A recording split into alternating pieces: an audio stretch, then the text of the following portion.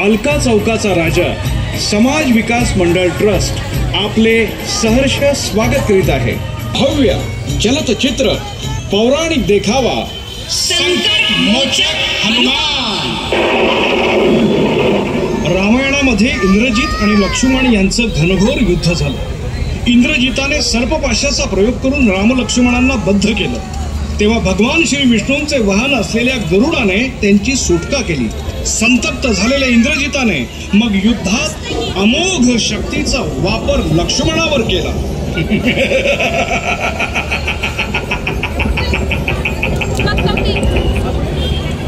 इंद्रावर ज्याने विजय मिळवला तो इंद्रजित आहे मी. हे रामा, आता ह्या दिव्य शक्तीच्या प्रहारातून लक्ष्मणाला साक्षात ब्रह्मा विष्णू आणि महेशही वाचवू शकणार नाहीत. महापार्श्वत, महोदर, देवांतक, नरांतक, त्रिशीर आणि अतिकाय अशा आमच्या एकाहून एक श्रेष्ठ योद्ध्यांचा तुम्ही वध केलात.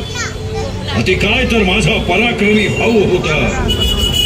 भाऊ मृत्यूशय्येवर असतो तेव्हा काय दुःख होतं याची जाणीव आत्ता तुला होईल.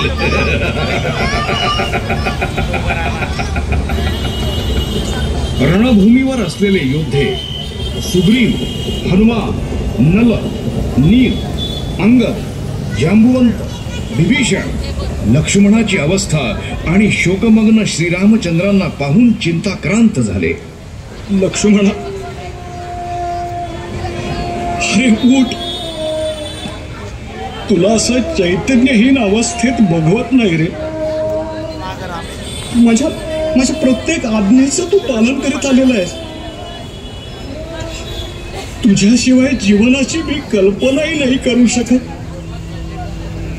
हे अयोध्यानाथा, आपण विलाप करू नका.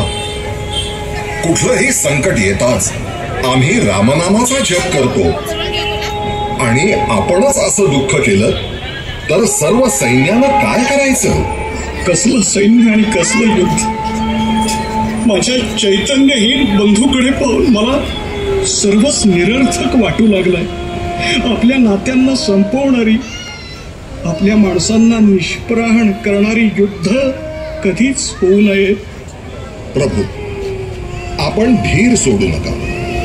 विभीषण महाराजांच्या सांगण्यानुसार लंकेतून हे एक उपाय आहे, पण अत्यंत कठीण. आपण उपाय सांगा वैद्यराज.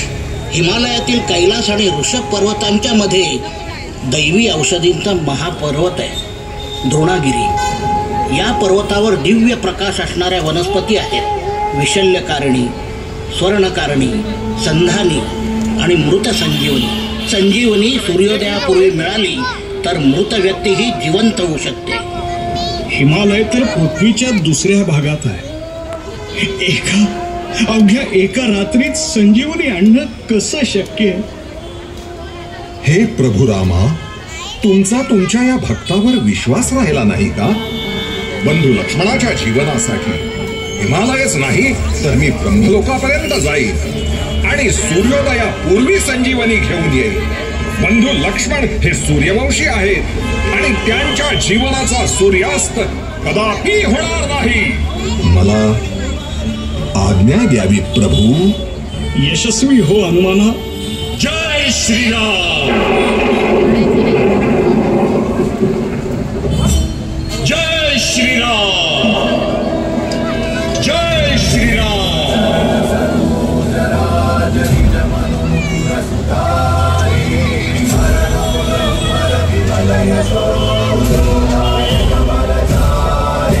जय श्रीराम.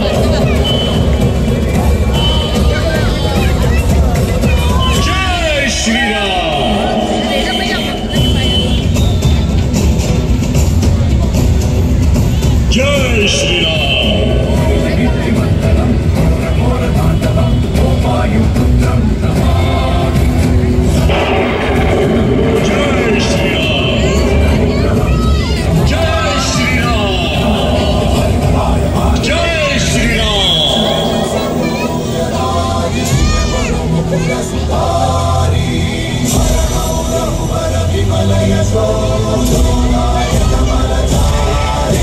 जय श्रीराम,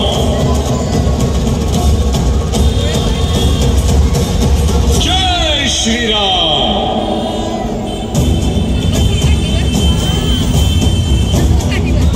जय श्रीराम,